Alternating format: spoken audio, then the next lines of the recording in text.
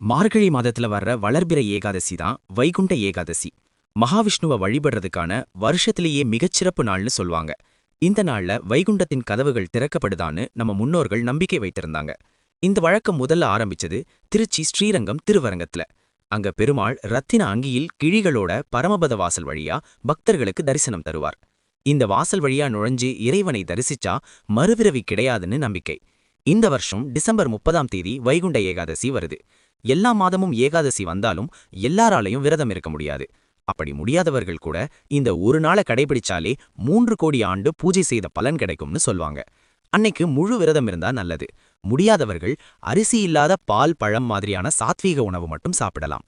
இரவு முழுக்க கண் விழிச்சு விஷ்ணு சகஸ்ரநாமம், புராண வாசிப்பு, விஷ்ணு பாடல்கள் இதுல மனச வைங்க. மொபைல், டிவி இந்த நாள்ல கொஞ்சம் ஒதுக்கி வைங்க.